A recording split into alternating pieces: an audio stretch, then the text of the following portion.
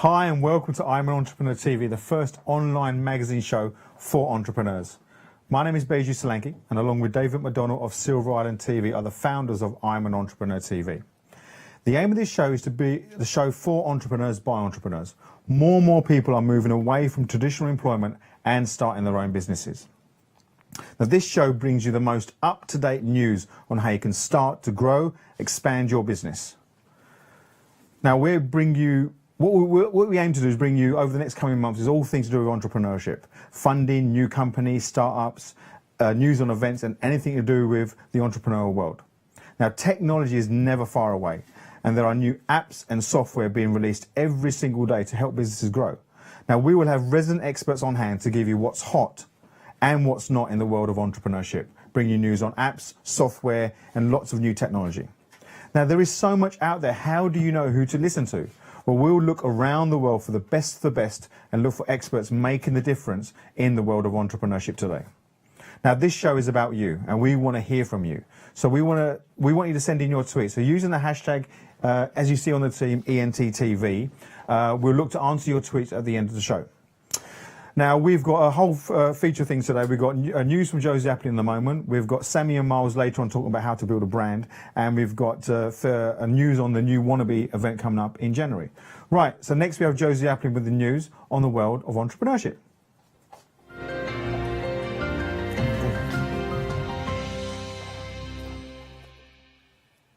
Hi everyone, welcome to the news from this week's world of entrepreneurship. We start with some good news from exporters. Goods that are branded made in Britain can command a much higher premium when sold abroad compared to those with no declared country of origin. When buyers see the Union flag on goods, they are more likely to pay up to 7% more than usual. 31% of customers in new and emerging markets have knowingly paid a premium for products from Great Britain. At least 50% of respondents in all countries perceive the quality of British goods to be good or very good. Scottish, English and Welsh products are also perceived positively, often not to the same extent. Our second story is from The Telegraph, who have reported that the cost of running a small business has increased by 3.1% in the past year. 2/3 of business owners say the business costs have increased since September 2013. The Forum of Private Businesses interviewed 4,000 businesses and found that the fastest growing overhead for small firms is marketing, with 76% of business owners reporting an increased spend in this area. 70% reported an increase in energy costs, 65% in transport costs, and 65% also reported a rise in staff costs. The report found that 38% of small business owners are unable to pass any of these rising costs on to their customers. Depressingly, other challenges cited by the report include customers paying late and competitors offering products below cost price. Moving on to something a little bit more positive, our final story concerns UK micro-business growth since the year 2000. Research from the Royal Society of Arts, Manufacture and Commerce has revealed that micro-sized businesses are the only size category to have grown their proportion of UK business stock since the year 2000. The number of zero-employee firms has increased by 21.4% since the recession, making this the fastest growing business size category analysed. Research from the RSA revealed that almost 2/3 of small business owners describe themselves as ambitious, with the most ambitious businesses found in Wales and the least ambitious in Scotland. And that wraps up the news. If there's anything you want to hear about, funding, mentoring, networking, you can tweet us on hashtag EntTv, and I'll see you next time.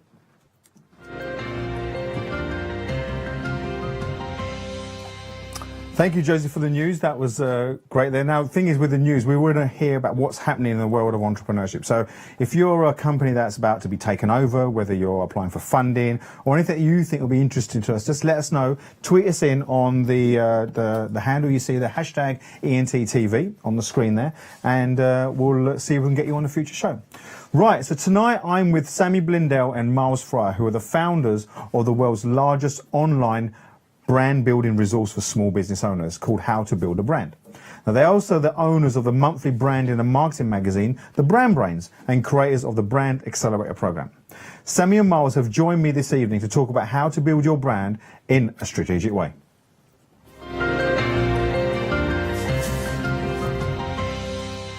Hello, Sammy, Miles, how are you? Hello. Great, welcome. You well? Thank you for letting us Very come on the show. good. Yes. That's great. Now, I know you've just come for working with a client in France recently. Yes, absolutely. Right, that's fantastic, great. Now, I know Sammy for a long time, we've met Miles as well before, and I know you work with a lot of small businesses, and I know there's a lot of people watching today who are small business startups.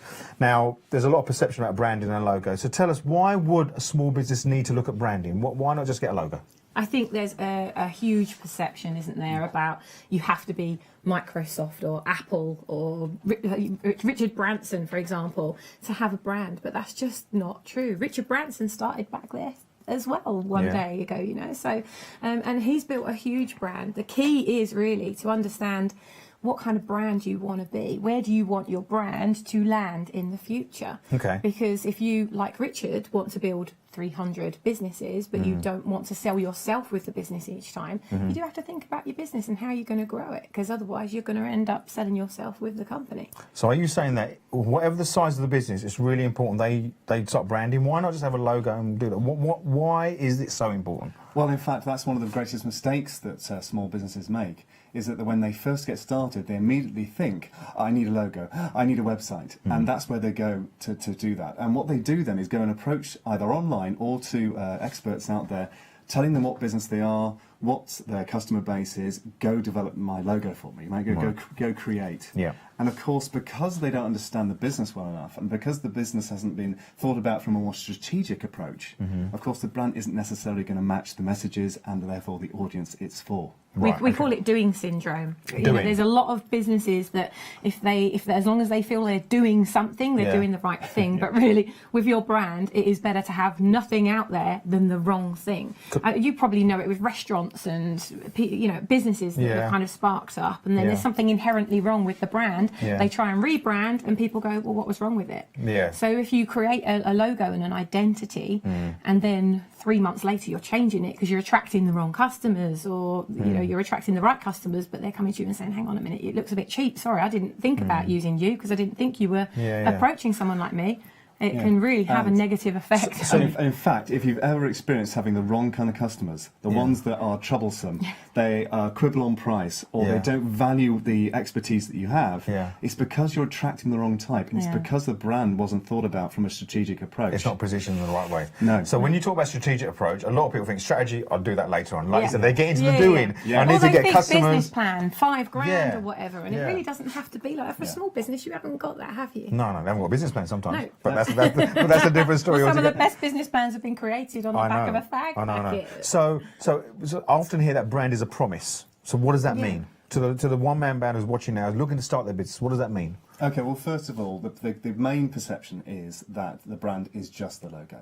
Right. That's the first thing. That's the first point to make absolutely clear is, and we use this analogy of the iceberg, in that what you see on the top is effectively what you visibly see, the logo, whatever it might be. However, the brand itself is everything about the business and the experience that the customers have with that business, or indeed yourself, your staff. Right. And that involves all of the brand touch points that you'll have. Now, a brand touch point is any interaction with a brand.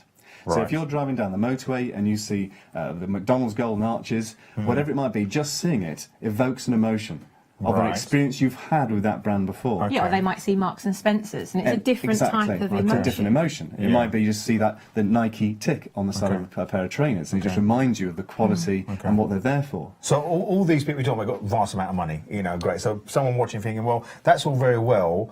I just want to, service a couple of clients and turn over 50K, and that's all they want. So we're going to go into some doing later on in the second part of the interview now. But give me some reasons why that wouldn't be a good way to start.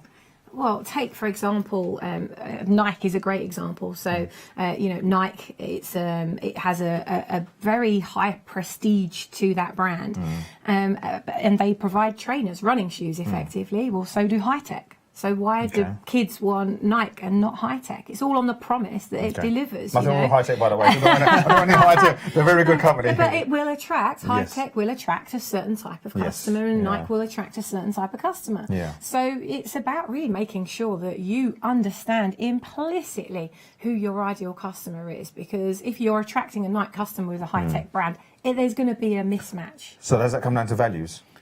Well, there are values involved in there too, but also what I heard on the news just earlier was that 76% of businesses are reporting an increase in spend on marketing. Yeah. So it's got to be done intelligently. Yeah. And to answer your question, do you have to be a high-tech or a Nike to spend that sort of money? No, you don't. Okay. And if you've got a local audience or a more sort of national audience, there are other ways you can do it more intelligently on channels which are free to use. You don't have to be advertising on TV that costs $250,000 for a 30-second advert. You know, you don't have to do that anymore. Right. Your brand touchpoints can be presented and expressed in much easier ways now. So what kind of disaster stories can you come up with that people don't focus on the congruency and making sure the message is consistent? Because like you say, if I have a logo on a business card, does that say the same thing as when I'm talking to someone at an event or publishing a blog on a website somewhere? Yeah, well, I mean, would you agree with me that the first thing you do when you get back from a networking event is if somebody has been interesting to you, you take their card out of your pocket and first thing you do is Google Yeah, them. you Google, yeah. And then you yeah. go, ugh. Yeah, I certainly get. Because that feeling, all the positive, the vibes that you got from that person, and specifically we mentioned earlier about service-based businesses, IFA solicitors. Yeah. You know that again. You know, it's not tangible, is it? Because you provide a service. It's not a Yes. product that's got a brand to it, and you go, I want a tyre. Okay, well, give me 3 examples. I might go for a tyre that's 40 quid, one's 80 quid, one's 120 quid. A lot of people will go for the middle one because they actually don't understand the difference between the cheaper one and the more expensive. They'll go for the one in the middle. Okay. Well, you can do that with a product. You can't do that with a person. So how you communicate yourself is absolutely vital, that it's continued in a way that's completely congruent. If what you say about yourself is inconsistent, then people will believe that what you deliver is inconsistent. And that's probably not the case. It's and probably the powerful not. thing about brand is that it communicates without you saying a word.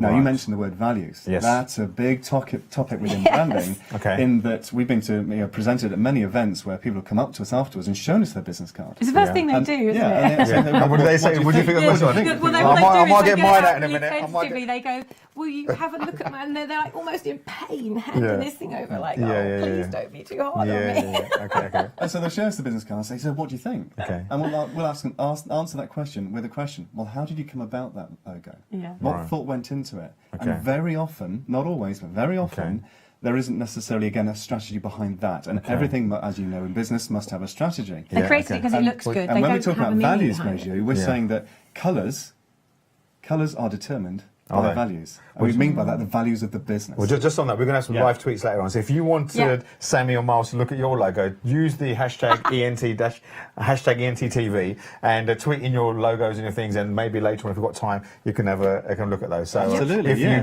dare. Yeah. We create videos for people as well to fantastic. do that. Yeah, we get a lot of Okay. people that go onto our facebook.com Great. brand expert tips. Okay. And they ask us questions about Great. things, and we critique and give them answers. So you mentioned before that you mentioned colours. Yes. How important is colours? Oh my goodness me. that's God, the I've been expert. studying colour psychology for nearly 20 years, and Right. I can nail it now with our customers down to, out of over 2,000 Pantone colours, I can get it down to 2 Pantones, exactly what your brand needs to be, the colours it needs to be to attract your ideal customer.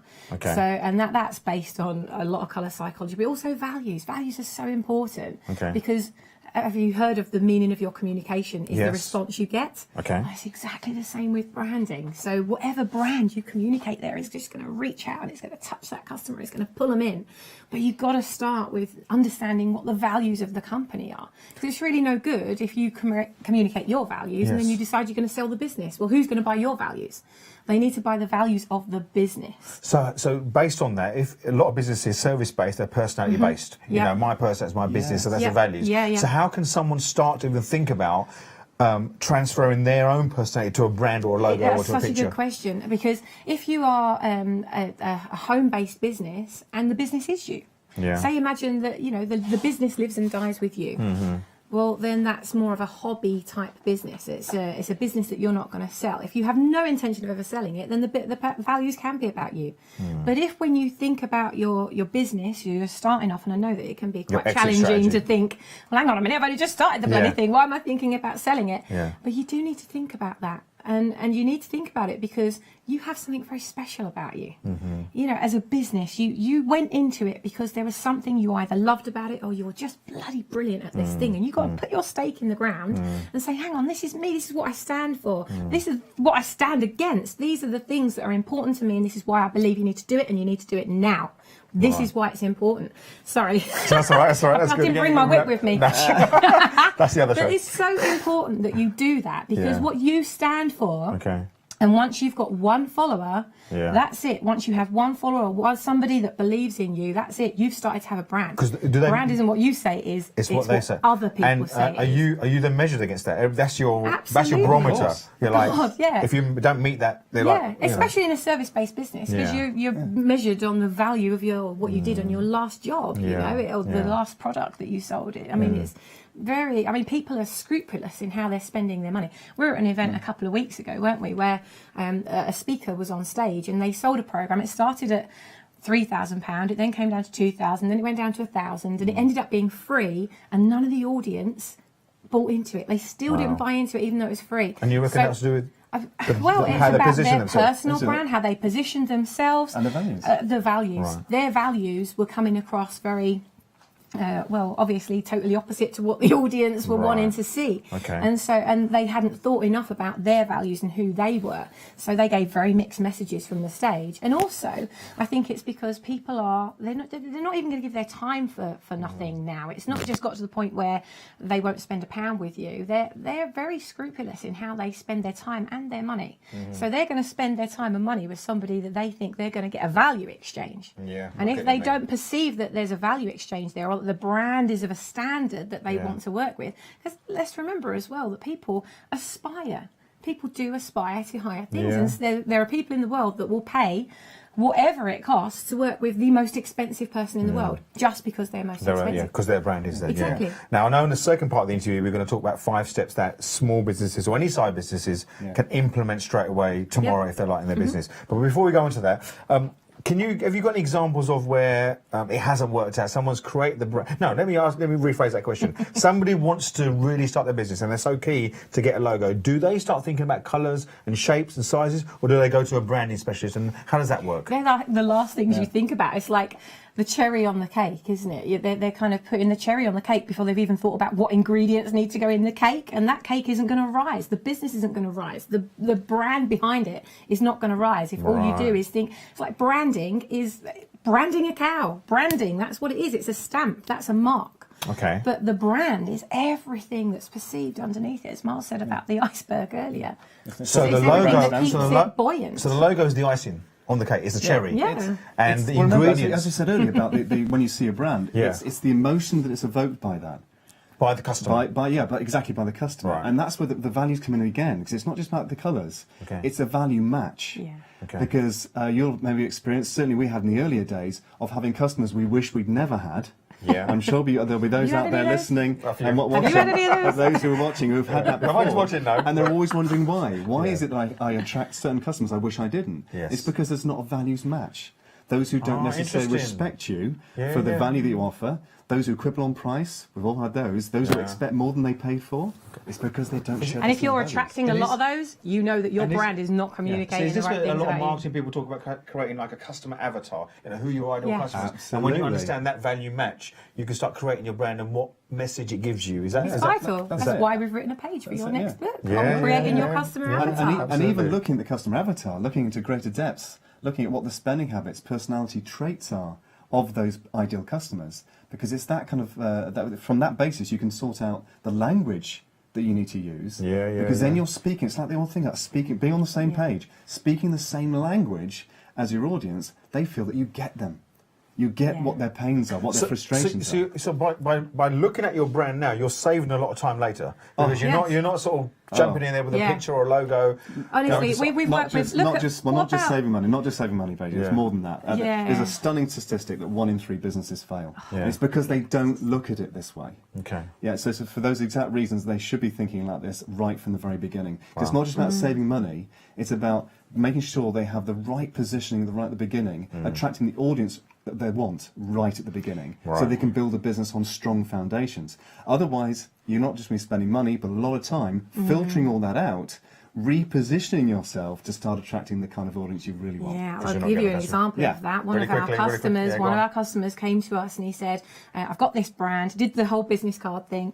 You know, got to show you it. I'm not attracting the right people. When we drilled down in it, we didn't actually spend a lot of time with him, did we? In a couple of hours, we really nailed what was wrong with the brand, and actually, he was targeting the wrong people. When we reevaluated the person he needed to target in the organisation, we then rebranded, and within 6 weeks, he doubled his turnover. Within Wow. 10 weeks, he tripled his turnover. Wow. And within 16 weeks, we had to rename him because his business had grown so exponentially that he now needed to add a whole range of products behind it because his customers were demanding it. His customers were now demanding more of him. Just out of interest, so what was that's how that can grow. What was the industry? Just out of interest, other than name This names. was office supplies. Office. This was yeah. office supplies. Right. This was A somebody we consultant met for at office B&I at a business networking event. He was going out there and he was targeting managing directors and hanging around in very male-oriented environments. And actually, he needed to target the PA because that's the person who's going to be ordering the stationery. So he just tweaking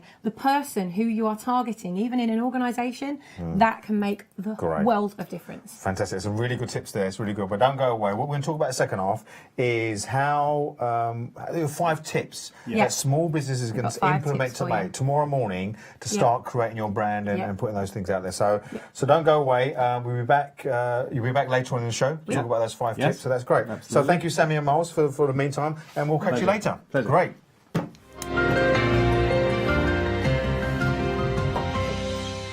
So great. That's Sammy and Miles talking about branding, some fascinating things there about values, colour psychology, a whole host of things. And if you just caught the back end of the interview, remember the whole recording of this live show is going to be on YouTube about an hour and a half after we've come off air, so you're able to catch the details there. But don't go away. Later on, we're going to talk to Sammy and Miles again and talking about, as I say, the 5 tips that you as a small business can start to implement tomorrow into your business to start growing and expanding your brand. So fascinating stuff there. Right. So last week I told you about an event I'm running called Want to Be an Entrepreneur, and our next event's on January the 16th. And I do a lot of work in schools around entrepreneurship, you know, speaking to young kids about understanding that entrepreneurship isn't just about growing a business, but it's a way of thinking, it's the way you do certain things. And I'm going to give you details about the next event in January. But what we have up now, we ran our first event back in April the 6th, and we had an audience there of students, of people who are looking for jobs, people made redundant, as well as startups there. And this is a short video of what the speakers made of the event, you know, what they talked about and what they made of the event and their vision about what the new age of the entrepreneur is about. So here are the videos from last April's Wannabe.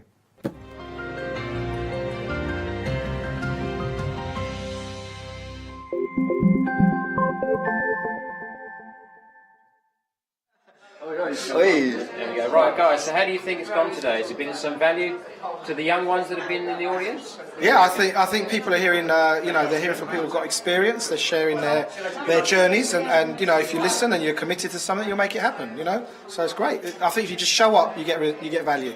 Simple as that. The future of business is about us, it's about it's about connection. The times when you kind of, do whatever you got to do, get over the other guy, the old 80s kind of gecko world of business, that's not business anymore. It's about collaboration, it's about joining forces, it's about using technology, it's about being innovative and making a difference and doing something you love. That's the future of business. Yeah, wow. I would have said it quite like that, but yeah, absolutely. Can you say that again? Probably not. Not for free anyway. Genius. Yeah, for us as Big Collaboration, our main thing is to increase our web presence, and we're looking at building a platform where people can come and be part of a community. So for us it's about community, not just online, but in reality at events like this, because that's where human beings hang out, is actually with each other. So we get to connect, and we get to contribute, make a difference to each other, not only in business but for ourselves. I mean, I'm training Erkan at the moment to do a half marathon. Wow, excellent. So he's running on the spot. So listen, that's what it's all about. It's collaboration. It's about making a difference for one another, and for these young people out there, they're our future, and I'm so excited for them because they are it. Well, can I be a little bit philosophical? There is only now anyway. So if we're going to sit there thinking about, I remember when I was in the car trade years ago, and I remember joining, and all these old cars, it used to be great in the old days. Would you buy a used car? It was really great in the old days. It was really great. I thought, God, I missed all the good old days, right? But today is the good old days in 10 years' time. So, yes. you've got 3D printing, nanotechnology. You've got web web technology changing and transforming all the time. So there is only now. So you might as well get your message, your passion to as many people that care about that as you can right now. And the power is now. It's like the power is now. Creating and designing the future. It's like life by design right now. Moment by moment, living and designing that future. And that's the opportunity that all these young people have. Look, I'm 45 years old, right? And Billy said to me, "Do you want to run a half marathon?" And my brain went, "I can't run a half marathon. Are you crazy? My knees, da da da da da da." Sure. And I let all of that disappear, and I'm running a half marathon on the 22nd of June. Thanks. And I'm getting more comfortable with saying that, and then taking the action that produced the result of running and finishing the marathon. And it's public now. It's public. So you have to hold me to it. So if you're not, it's like throw your hat over the wall, and then work out how you go and get it. So that's really what we've been doing. And that is what champions are made of. Yeah, and that's it. Right. Look, if you're going to run a marathon, who else would you want to support you? Champions are made in the gym, and today is all about going to the gym. It's like the mind gym. Fitness of the brain, fitness of the mental, body, yeah? It's mental fitness. You need physical fitness, you need nutritional fitness, but you need mental fitness. For those young people today, for them to carry on for the future, they need to be mentally fit, and that's what we have. So we're giving them the opportunity to really inquire into what is it going to take for them to be the best they can possibly be. Sounds fantastic. Steve Trista, thank you so much for coming along today to Who Wants to Be an Entrepreneur? You're welcome. There's a quick question I'd like to ask you in relation to which social media format you think will be the best one served by a burgeoning entrepreneur out there in the marketplace today. Which one would you think is the best? Okay, hands down, Google Hangout. And the reason why that is I'm running a project at the moment called the World Acting Summit, and I had no clue the potential of Google Hangout right now. But basically, if you have a decent upload speed, you can stream live to a captive audience anywhere in the world. So not only that, and the interaction you can have with comments on YouTube, because basically Google Hangout streams live on YouTube, so anyone can see YouTube. Then what it does, as soon as the interview, the stream, whatever you're putting out there, there's an automatic recording of it, a replay, there and then. So straight away you can productise, you can rip the audio off, you can cut it up and have an interview, you can do whatever you like. Now, for us, this is phenomenal, because the interviews we're doing, we want them to be there for life, and they are now. Like literally instantly, you press the play button after it's done, and the replay comes up. Extraordinary. And then it's basically, we have a Google Hangout producer, because I'm useless at techie stuff, so she deals with all the people coming into the Hangout, the muting, just all the other bits and pieces. I've probably touched upon 5% of what Google Hangout can do. So for me, it's just a phenomenal way to reach an audience from the comfort of their own home. It's phenomenal. What was the fundamental obstacle that you felt, in order to overcome that, improved your business success? Very early on in my career, I tended to put a lot of eggs in one basket. I had one big client or two real major clients, and then when they turn around and they just take the work off you from no certain reason, maybe somebody else is doing it cheaper or somebody else is doing a slightly better job perhaps, and they pull the rug from under your feet, you can be in a real sticky situation. So from there on I learned that it's better to have lots of little clients rather than one great big ugly nasty client that can really make a difference to your business. So spread your wings as opposed to lots of little bits. There are, Arthur Daly once said, there are nice little earners and there are nasty big earners. Right. And I certainly adhere to that. Always the nicer earners all the time. My firm has recently expanded quite significantly. So I used to do everything across the board, and now I sort of tend to let somebody else do the web design work. I concentrate on branding. That's my area of expertise.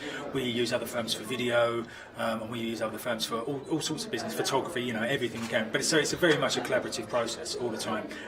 Use the best people you can really for those jobs, and use the best people for that particular job. So we use lots of different photographers, some for some jobs, some for others. So collaboration all the way. Totally trust, absolutely. But the megalomania thing is, if I'm a designer, so I want to design everything, I want to control everything on the way, and that's been a real challenge to suddenly let somebody else do the work, because I'm always going to look at it and see instantly something that's wrong with it to my eyes. So trying to let somebody else have a run with it is a very important thing. They're only going to get better by making the mistakes in the first place. So I've had to try and learn to let people make mistakes and educate them into doing things properly, as opposed to just taking over and going, no, all right, I'll do it myself. So there is definitely a balance between the ability to nurture one's own concept but also afford a balance to one's own skills. Yes. To help, obviously, get the final product in with the use perhaps sometimes of others for that. Yeah, absolutely. I can't do what I do for the next 30 years. I need someone else to take over and help. So, get some good people. Whilst on that point of the next 30 years, what do you envisage happening in your life for the next 3 decades with relation to your business? Oh dear. Retirement, hopefully, sooner rather than later. I'd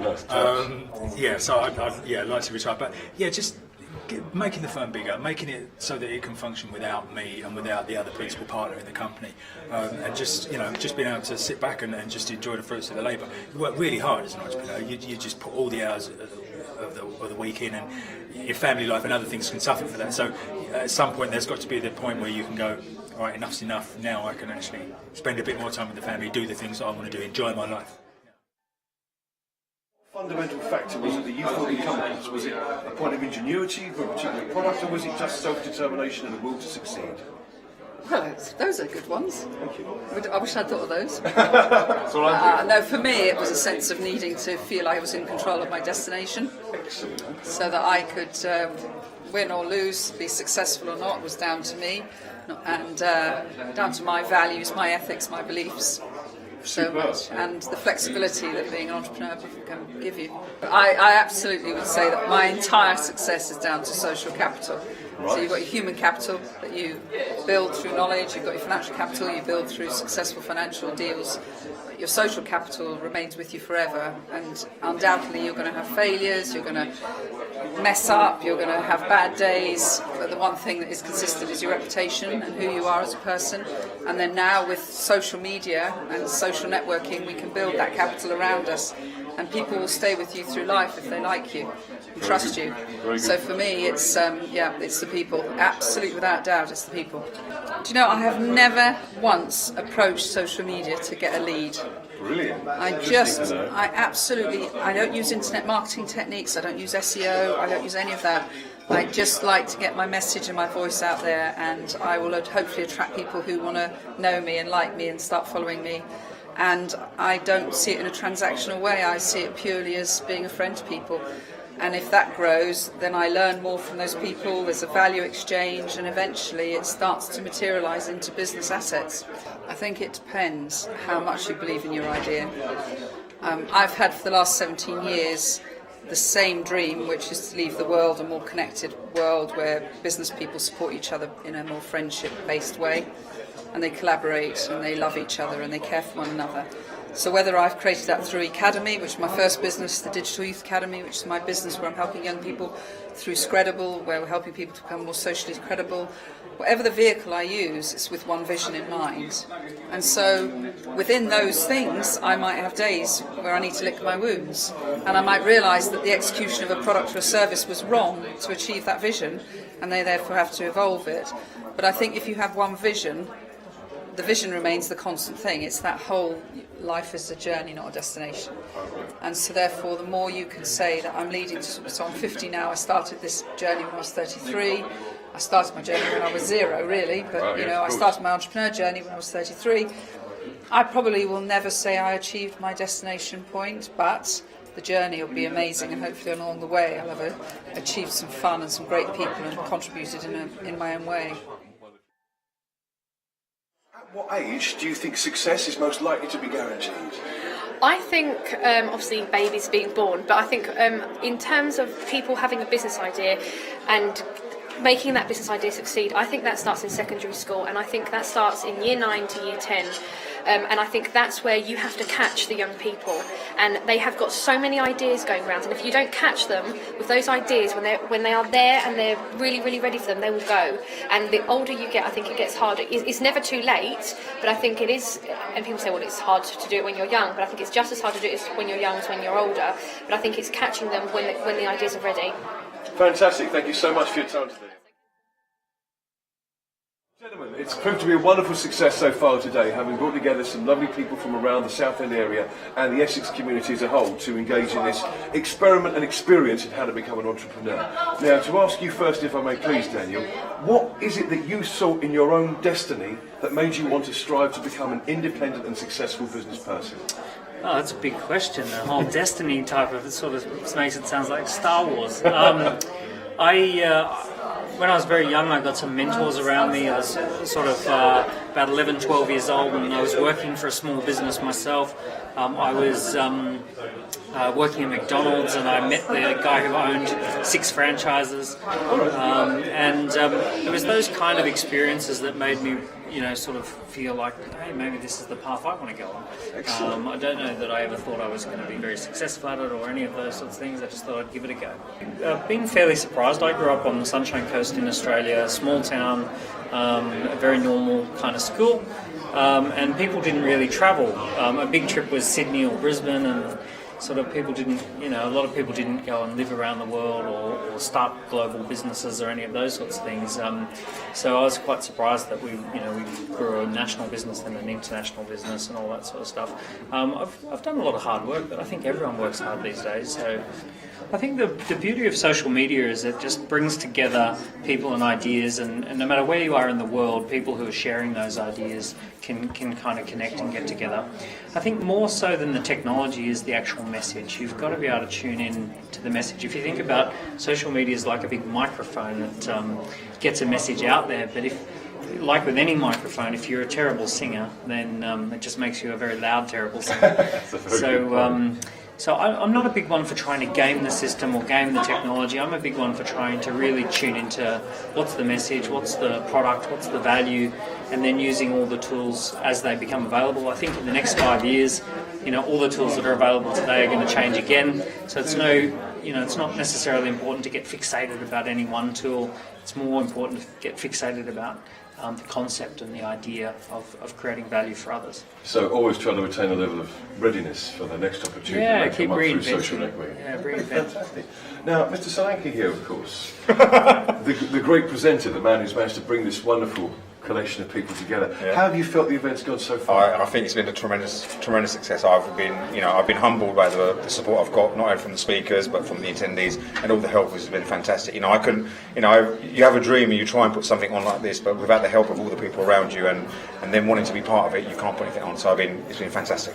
I certainly hope so, and it's all about serving the people. If they feel that they've got value from it and they can tell other people, then you're duty bound to put more stuff on. So absolutely. And I've been part of 3 massive communities, Academy being one, KPI, which Daniel's part of, or the founder of, and Landmark Education, which has been instrumental in me building the confidence and the network of people in order to bring sort of an event like this to Essex, where you won't find an event outside London.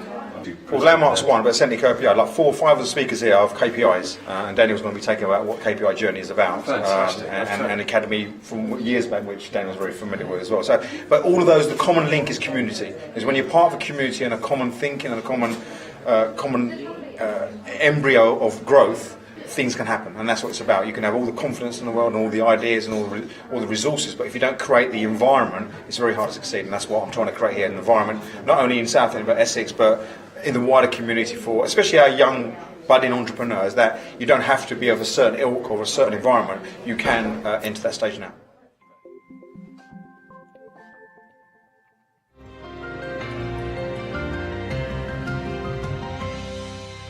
That was featured from Wannabe last year, last April, what am I talking about? And you were there, Sammy, weren't you? You were in the audience. I was right in the front row. How did you find that event? I loved it. Absolutely loved it. I was so inspired to see the next generation of entrepreneurs coming through, and the talent was unbelievable. The pitches were just astonishing, really. For those who weren't there, what we also did at the event, it was like a speaker event. We had dancers and singers there. Yes, we did. And I wanted to target young people there. So you had to be, if it's just a seminar or conference, they're not going to come.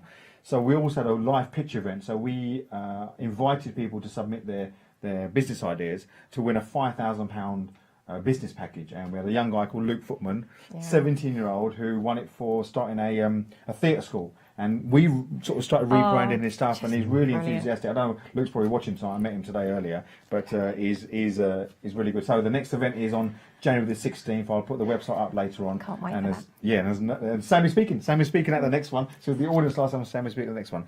So before we go on to, it was great insight earlier on about colour psychology, values, and all that stuff. But before we go on to the 5 tips that business can implement in business tomorrow, tell me a bit of your backgrounds. Miles, what's your background? What's your backstory, if you like? Not going back too far, but originally I was in the RAF, and it was around about the sort of 1998 where the .com crash was happening. This is where the websites had a sudden increase in value, and there was a sort of massive misconception about the value of websites at the time. So there was a massive crash. Wow. Now, I was in the RAF at the time, looking to become an entrepreneur myself. Wow. And it was just a massive interest to me. And I wanted to find out what it was, because I'd always had a very strategic way about me. So I was always analysing what was it that went wrong. And I realised that there were certain things that were happening as far as the internet was concerned. There was a massive opportunity. And it's an opportunity that's growing every day and is even more so now. Right. So that interest was well placed at the time, because it's been a growing industry all the time.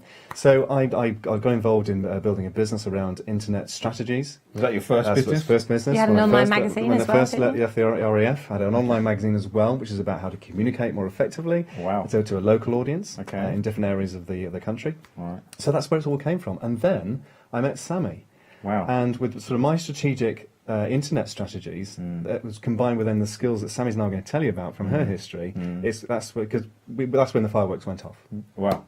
In a business sense? Yes. Oh, yes. Just to let people know. Just get that out there. This is live, isn't it? Live? Right, okay, good. So before, just RAF, what does that taught you about entrepreneurship? Just being in that sort of discipline. Well, your job was all about seeing the gaps, wasn't it? Yeah, I mean, I used to work on aircraft, so it's all about meeting targets like any other. Right. It's about keeping the operational uptime of the fleet, and making sure as a team you're all working together to the collective goal, which is to make sure you stay on mission. Right. So the discipline and amazing training means that you can be very much focused. Wow. And you know what you want, you know what you're going for, Yes. you know how to get there. Wow. Well, flipping over, if there's ever a time that you need to do that, that's in business, and people often lose they start doing stuff and then lose the end thing anyway. But what's your backstory, Sammy? How did you get into this game? Oh well, Miles is the strategic one, and I am the tactical one. So I've known that I wanted to do this since I was 8 years old. Okay. I literally, my granddad said to me, "Oh, you'll be a brilliant graphic designer." I thought, what's one of those then? And when I found out, I was like, wow, that looks really exciting. And I did everything I could to become a graphic designer. And when I got there, you've probably done this before, where you've got there and you've worked so hard for something that it's like, what next? What now? Oh, is that it? So then I started to look at psychology, and I studied neuro-linguistic programming and looking at becoming a practitioner. And I thought, well, how can I take branding and psychology and merge those two things together? And that's when I started to look at colour psychology, even smell of business. So, looking at every element of a business to create a tactile brand, something where your heartbeat is constantly going out there, reaching out, grabbing that particular customer, because that's who you want. So then looking at the marketing of that, and I am the tactical one. Miles goes, right, well, this is where the business is now. That's where the strategic one. That's where the business needs to be. You can say 3 words to Miles and he just goes, boom, boom, boom. And it's just like strategies. And I just go, wow, right. Now we can get hold of it. This is what we need to do. Okay. And so I've really spent the last 20 years looking at low cost and no cost marketing methods to save our customers money, so they don't have to spend 5 years getting where they want to go. Really good. Miles does the strategy side, and I attract them. And how long have you been in business together? 8 years now. 8 years now. Yeah, 8 years. 8 years. 8 years. I'm glad you said the same number. That's like it's for misses, isn't it? It's not a marriage, or it might as well be. You probably see each Get other married more or than start your a partners or business. something. Yes. That's true. Yeah. Okay, great. So fascinating. It's good job we're best mates, though. Yeah, absolutely. Yeah, That's the best way. Right. Yeah. Okay, good. So that's really good, fascinating. Now I want some takeaways for our viewers. Okay. So you've got 5 tips that you use to work with small businesses. Well, this is our program, effectively. Your program, right? Okay. So what's 5 key things? So what's the first key? What's number one? The first one, which ties very much in with your expertise on mindset. Okay. And that is about belief. Yeah. You have to believe in your brand. It's so important you believe in your brand. And what we mean by that is that when you start setting your financial goals and targets, you'll be setting them at a certain level you feel you can achieve. When you start to change your beliefs around the value of what you have to offer, this is really truly believing in yourself, and believing in that you have the right product or service as the solution to your customers' needs, pains, frustrations, whatever that industry is. Yeah. Whether it's a service or product, doesn't matter. Yeah. And then believing that you can fulfill their needs. Truly believe you can fulfill their needs. And altogether, that's about how to believe in your brand. Okay. Yeah, so the first step is to really look at what you're offering, looking what everyone else is offering, and really step into this. You know you're the expert, believe you're the expert, and if you know someone who's earning more than you are, doing what you're doing, and you know they're not as good as you, then you know that your belief just needs and you to know come that, up a step don't or you? two. That does happen. You It think, does, how yeah. is it that Joe Blogs down the road is getting more business than me? But ultimately, that person will be or the only difference will be that they've branded themselves better and they're getting more visibility. And the key thing here with step number 1 around belief is when people believe in you, they'll tell others too.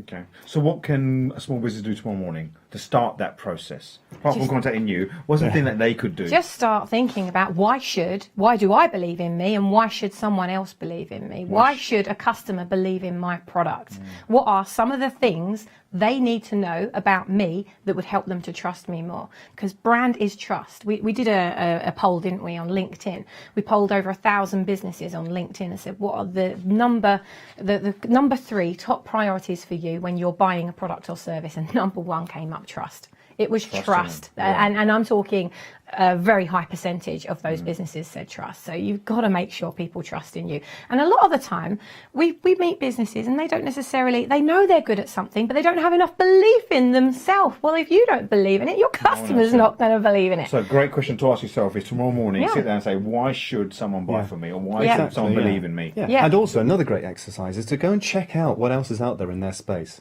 Who's offering what they're offering, but earning more, or has greater visibility. Then if you can then just get yourself into that place of realising that I can be there too.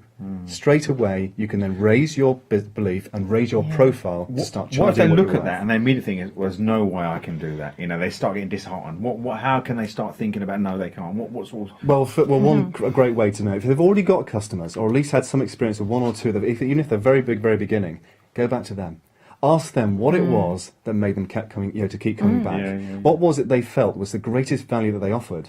And then, because we all take it for granted. We all do it. We do. You've got lots of hidden treasures, and you just, when you're working with somebody else, like the Da Vinci Code, isn't it? You start speaking, you go, hang on a minute, you've got that. That could be a strapline, that could be a key message. And you're like doing this every day, you're just breathing it. Someone we work with quite closely, Daniel Priestley on his paper, he talks about mountain of value. Sometimes, you're standing on a mountain of value, you can't see what's underneath you, but everybody else can see it. But you're looking at all the other mountains thinking, I want that. And that is, again, the doing syndrome thing. Sometimes you can just end up doing the wrong thing because you get caught up in, well, that's not working, so I'll try something else, and that's not working, I'll try something else, and that's not working. And you just end up never really finishing anything. And just finish something. When you finish it and believe in it, other people will start number to 1 is believe in it. belief, and one thing that you can do is write down, ask the question, why should someone buy from me? Why should someone believe in me? And see what you come up with. The other thing that they can do, this is in our book, the 7 reasons why customers don't choose you, is to ask 5 people who you know. Who do they know in that space?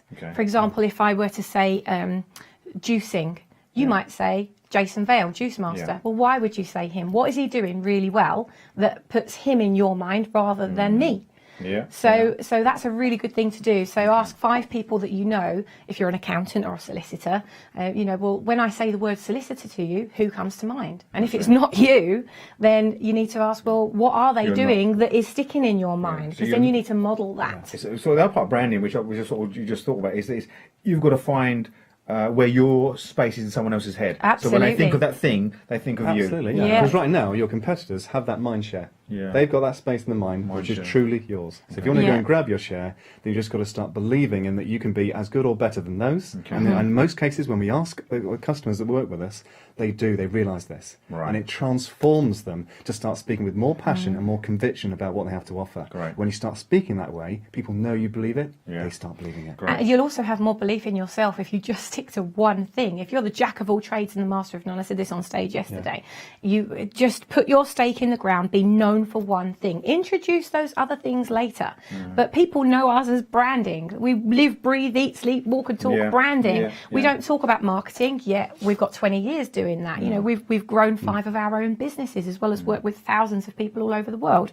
We don't talk about those things. We talk about branding. We can introduce that other stuff later. So become known for one thing, and you'll not only start to believe in it, but other people will believe in it. And that word, when someone says juicing, Jason Vale. So you've got to find the brand that brains, association. Sammy and Right. Miles, Andy Harrington, jet set speaker. You need that to fire off every neurological pattern in their head that goes, I'm connecting that good thing to this good thing. Boom, Good. done. Baiju Solanki, I'm an Belief. entrepreneur. That's another Yes, one. yeah. Right, so that's step one. That's step one. Number one. So step two. Belief, number one. Step two is? Okay, first of all, is to do, it touches on what we just said there. It's doing a bit of research. Yeah. Find out what's out there. Because if you're going to try and penetrate the market, you've got to understand the market that you're trying to penetrate. And that means finding out what competitors are out there, either delivering services or products of a similar nature, looking at the different products and services and how they are actually delivered, how they're promoted as well. Right. So looking And at where they're promoting where themselves. they're promoting themselves. Okay. So finding out first of all what is the strengths of of the competitors, what they're doing really, really well. Okay. What are they not doing so well? Because Right. then you can start to see the gaps and the opportunities where you can start delivering something that everybody else is missing. I see. And it's Okay. coming on to a little bit more of the sort of value add stuff. We'll touch that's another step, Yeah. but it starts to include that as well. Okay. Because that's one key thing you want to be doing. And trends Yeah. as well. It's making Yeah. sure that when you're launching something, you're launching it at the right time. So some of the things that we train on our course are around how you find out what customers have searched for in the last 30 days, but what they've searched for in the last year, 5 years.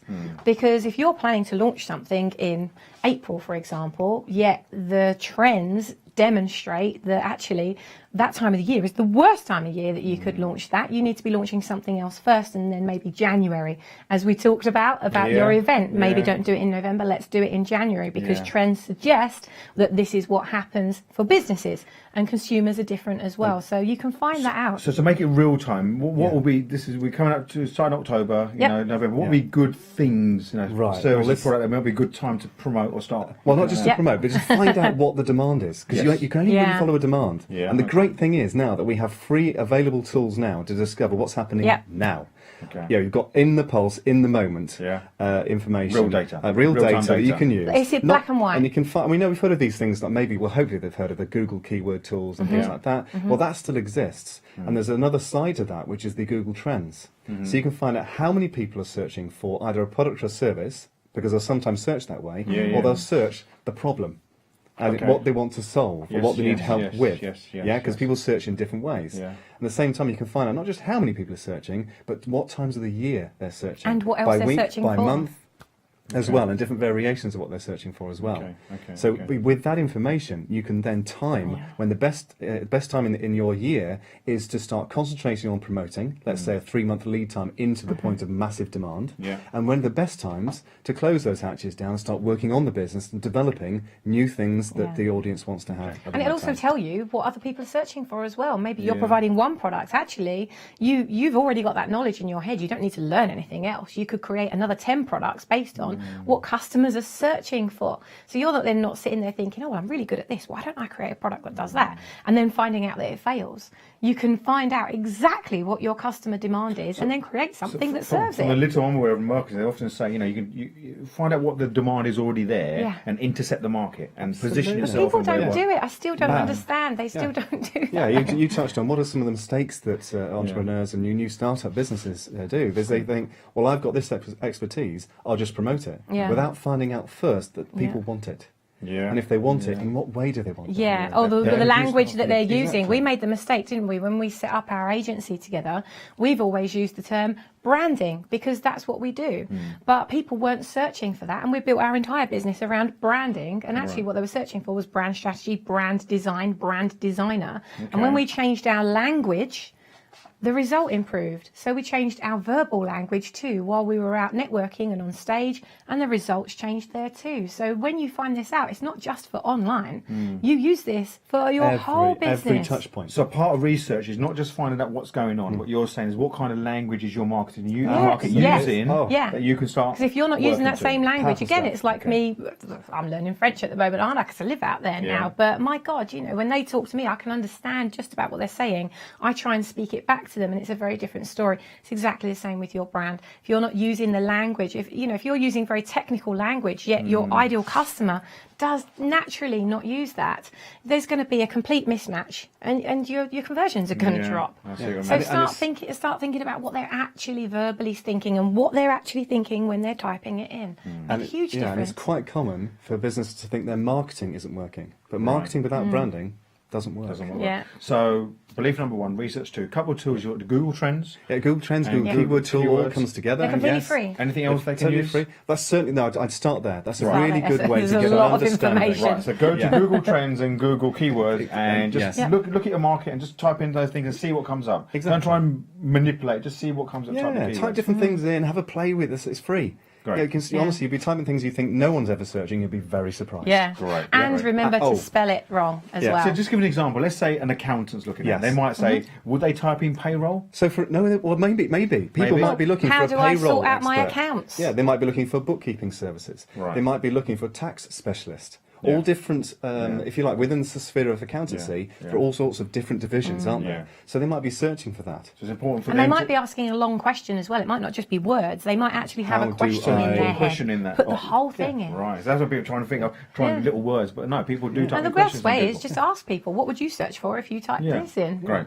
So belief, I know time's moving on. So belief, research, number three. This comes down to what we've been working together on in your book, your advanced customer profiler. Right. To make sure number you three. this is number three. Profile. Yes. Profile your customer, because it's so easy to assume that your ideal customer is one person, as Phil did. He thought his customers were managing directors, therefore male, of around 45 years of age. Phil's the office supply guy. Yeah. Office supply. Owned a business owner, had 10 employees working for the business. That was his profile. But when we spoke to him, we started drilling it down. Actually, who is it that orders the stationery? Oh, is it that managing director or is it somebody else in the business? Oh, no, it'd be the PA or the secretary. Okay. And would she be responsible for ordering that, or would she go then to him and would he get his credit card out? Oh, no, she'd probably have complete responsibility for it. Okay. So how can you get in front of more of those? And where are they hanging out? Okay, well, let's go ask some. You know, where are they hanging out? Where do they spend their time? What do they do when they're not at work? Where do PAs hang out? Well, that's for another time. Okay. But you can really find out a lot of information about these people. You can use Facebook profiling as well. For example, if you were to just set up an advert on Facebook, you can target down to what they're reading, what they're driving, what their hobbies are, where they're hanging out. You're going to get real-time data on who's doing that. And a lot of people, well, do you know what? There isn't one person. You know, I can do my thing. Well, then you need to find one. For all these people. How do you, so for example, I'm an accountant. Yes. Well, it could be a small business, could be like a multinational. I can do the account. So how would they start to profile someone? And Just choose one. Doesn't mean you don't have to work with any of those other people. Just choose one, because one person will have hundreds of people just like them that have got exactly the same problem. Right. If you try and get everybody, you'll end up with nobody. So give me an example. Let's say someone's starting a florist. Yes. Right? Okay. Give me an example of how will they start profiling the kind of customer and what kind of questions they need to ask themselves. Okay, well, first of all, let's use the example of florists, because there are different reasons. Remember, the reasons why people want flowers. There's the reasons are important we too. just branded a florist. So if you're thinking that, for instance, they might want to spray for a funeral, they want something for a wedding, they might want something for a gift, whatever it might be, it's understanding who is it that tends to want that sort of thing. So for instance, the florist, would you agree with me that there's a higher proportion of women that will walk into one than men? Potentially. Yeah. But what if a florist say, just play devil advocate, Yes. they say, well, I can do funerals, I can do weddings, I can do, you know, all the rest of it. So how can I profile one customer? Okay, so well, this is about finding one customer first of all. Just one idea, just one avatar. Right. Okay, you don't stop there, Baiju. That's the point about this. So you can have many avatars. One at a time. Yes, one at a time though, just one at a time. So find one good avatar of a customer that, for instance, when you think about a florist, the customer could actually be the funeral home. Someone that they pass the business to. So it's not always the end user, right? Okay. So what are the great funeral homes, and what are their values, and what do they need? What are they looking for to make the funeral the most wonderful and respectful thing for the families who are there to grieve? Right, I see. Okay, so it's understanding that. Once you've built that avatar, then you can actually start finding other ones like it, and then start to see what patterns there are between them. Where's the overlap? Okay? Yeah, exactly. Where's the overlap? How can you segue? What typical personality traits do they tend to have? Is there an age group? Like we said about flowers, is there a gender proportion that tend to come into the Is there a common problem that they have? So probably 2 dates in the year where blokes buy flowers, Valentine's and Mother's Day. And they're the only times they buy flowers. And even then, we're not that good at it. No. I'm saying nothing.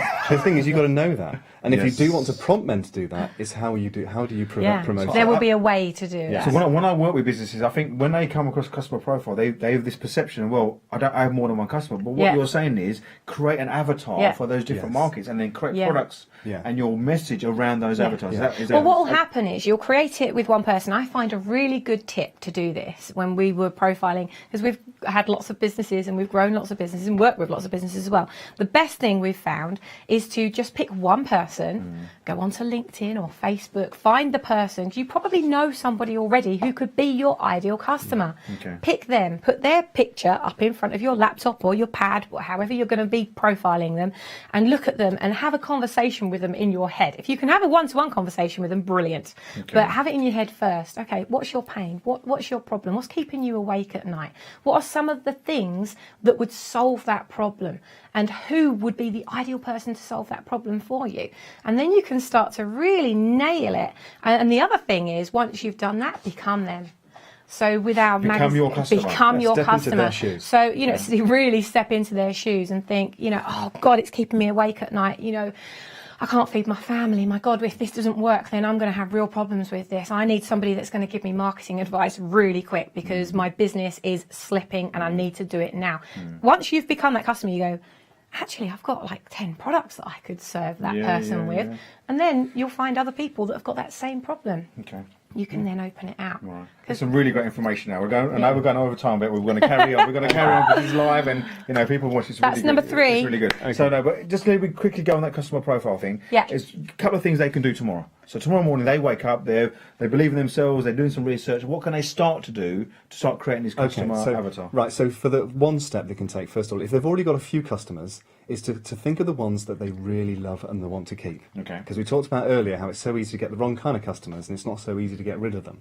So of the customers they have, which ones pay on time, respect the value that you're offering. Fun to work with. Yeah, fun to work with as well, definitely fun to work with.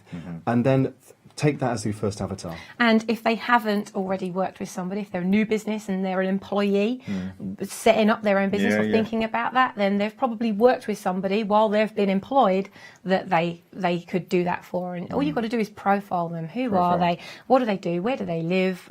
What's their lifestyle? Where do they hang out? What's their pain or what's their pleasure? Sometimes people don't have a pain. They're moving towards pleasure. Give me what would be the benefit in the long term for someone to do that right now? Okay, in terms of getting the ideal customer. Yes. Oh, huge. Well, first of all, they earn more money straight away. Yeah. First of all, you get I mean, the thing here is there's so many people out there that could be your customers. You can now be more selective. We're in an age now where there's tons of people. You can't serve everybody, but you can serve some very well. So now you can be very selective, which means you can now get that customer profile so advanced. What's it going to do for your business? Well, first of all, you'll start getting traction straight away. People paying you on time straight away. Prepared to pay more straight away because they value what you've got to offer. The next thing you'll have as a fantastic advantage is you won't have any customers to get rid of. You won't have those who are quibbling on price, who are expecting more than they're actually paid for. And they're getting what they expected. So this is all about baking that cake. And you know, the other thing we said earlier is your brand is what other people say about you. When there's a values match and you're working with your ideal customers, well, guess what they're going to do? They're going to go out and start talking about you because there's a values match. There's a good relationship there. If you're attracting a good relationship, they're going to go straight out and start talking about you. If you attract customers you don't want, they're going to talk negatively about you. So belief, research, customer avatar. Okay, step 4. That's right. Step 4. Well, now we know the market and now we know the customers. We've got to actually join those dots together. So step 4 is. So step 4 is how to nurture the relationship with your aces, your ace clients. Those perfect ideal customers. Because we talked about a little bit before about values, as in not just values of the brand, but the value you can add as a service or a product to your customers. Well, if you know what your customer journey is, in other words, the first point of interaction with you as a business and the decisions they might make towards buying what you've got to offer, how do you create a journey that builds the trust to the point where they're ready to buy? Because would you agree with me? When you first encounter a business you've not heard of before, you don't just naturally buy straight off. No. There are certain things you want to find out. And there are also ways that brand can start communicating so effectively it starts building trust already. Okay. And that's where things like adding value is. Right. So this tip is all about how do you make sure that customer journey is fulfilling for the customer. So they go from being strangers to friends first. Yeah. Become fans, so they're prepared to buy.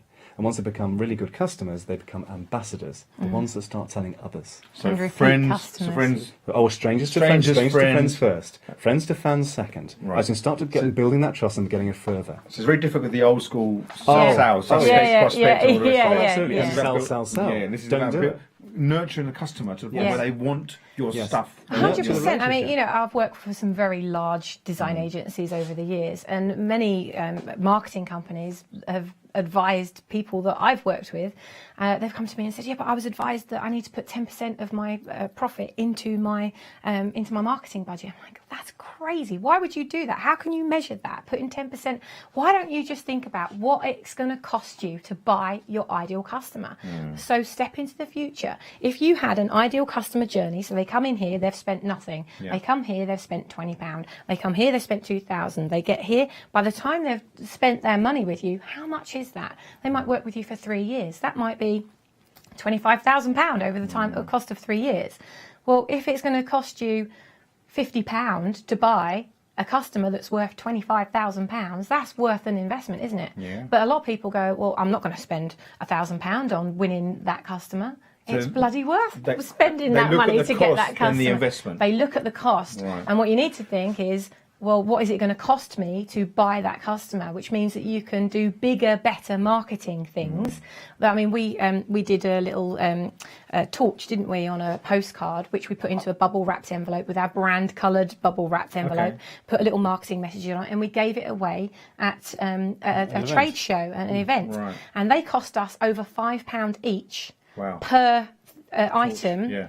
But every single one we gave out, it was 1 in 4 that we gave out. We won £27,000 worth of business because that was the cost of the brand, the website, the marketing, and over the course of a certain period of time. That was our ideal customer. Wow. Yeah. So Not every customer. And like people that say, "Oh, I'm not spending £5 on something like that." Yeah. Well, actually, it was really worth spending that money because we got so many of those customers who then went out and referred us to other customers. Correct. So we prefer to spend our marketing money on the customers we've already got, because then they go out and tell everybody So else. it's understanding, and it's not about what it costs you. It's what it costs you if you don't do those sort of things over the long term. Yeah. And again, why it's so important to understand who the customer is, get that ideal customer first, because then your marketing is going to have a far higher conversion. Yeah. Okay. Yeah. So you actually spend less on your marketing over a period of time. Yeah. Yeah, it's great. So great. So we've got 4 steps there, and I'm really tight on time. So the last steps, we've got belief, research, customer avatar, and the relationship between customer and nurturing. Yeah. Step 5. Step 5 is when you know all those things, you can start to form a strategy that's going to work, because you've already decided where your customers hang out. Yeah. You've already decided what kind of language you're going to be using to communicate with them and start attracting them. I see. Yeah. You know exactly who your competitors are, so you know how to position yourself to become the leader in your industry. Right. So now that final step then is to put the strategy together and a plan of action, so you know exactly what to do and who's going to do it. Who's got the skill sets either within the business or outside the business, where you can get it. You don't have to spend a lot of money on this, so that you're concentrating on the things in the business that make the money. Yeah. And you have other people helping you to promote and get the message out there more effectively. So if you want to get traction, you've got to take action. You've got to take action. The strategy is the last one. Right. But the first three 3 strategy together, as well as, and this is the important thing. Once you know what the values are, the language you're going to use, then you can go and approach the brand designer, the website developer, because then they have a much more on the cherry. Yeah, and they have a much more structured work on the brief. cherry. Yeah, that's a line to finish on. Oh yeah, definitely. We're in Essex, That's a line to finish on. Work on the cherry.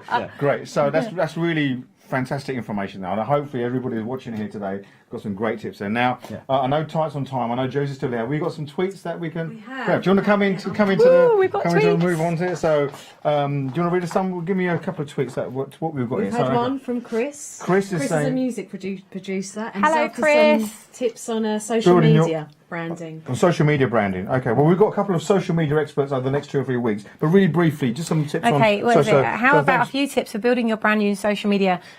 Tip number 1, be yourself. Okay. When you try and be someone else or someone you're not, again, as we mentioned, language. don't start using language that you wouldn't naturally use. The other tip I'd use for social media is video. We ask our fans to send in questions like this, and then we'll say, "Hi Chris, thank you so much for your question on da da da," and then we give the answer and we tag that person into the video. We've generated thousands of pounds worth of business just through creating videos. So if you're not doing it yet, get your iPhone out. That's what I use. I get my iPhone out, I talk to the camera straight up into Facebook, and it's done. And you can see an example of that if you go to YouTube and type in youtube.com/how to build a brand. You can see loads of videos that we've put up there. You can see it's such a tight screen. We're all squished in there. So now another great tip about the social media is have the intent of helping. Again, like any channel, it's not about sell. What do you do so well? Actually go out there with a view to, like Sammy says, asking the questions of things that your customers might be struggling with, and then give them the answers. You don't have to give them the crown jewels, but you can give them a couple of golden nuggets. Great, fantastic. Well, some fantastic tips. Now I know there's something that you got something to give away to the viewers. Is that right? Yes. So do you want to quickly just say what that? Yeah. What is the text? Okay, yeah, we've if you take your mobile phone out of your pocket or wherever it is and text WOW to 66777, you will get our full 6-step brand leader program, which we developed to help you to become the brand that you want to see in your industry. Great. How to position yourself as a market leader. WOW. WOW to 66777. 66777. That's it. So if you take press send, and you'll get it sent straight to you. Super. So if we do that tonight, then we'll know who's taken up that offer. So thank you so much. Thank you today. It's really great. It's our pleasure. Thank you, Sammy. Thank you. Back off to France in the morning. Great to be here. No problem. Thank you, Josie, for the noise. Okay. Great. So that's today. I know we had a fan-packed show. We went a bit over time, but hopefully there's some great value there. Next week we have Tim Fuel, who's worked with a lot of media people around social media. So we've got him coming in next week talking about social media, and in the creative art. He's going to hate me for saying this, but in the creative art industry, and he's got some really great stories. He's working with some high-profile celebrities. There's some really great stories next week. That's Tim Phil. So next week, 8 o'clock on the 13th, I think it is 13th of October. That's bye from me, bye from Sammy and Miles and Josie, Bye. and we'll see you next time. Take care.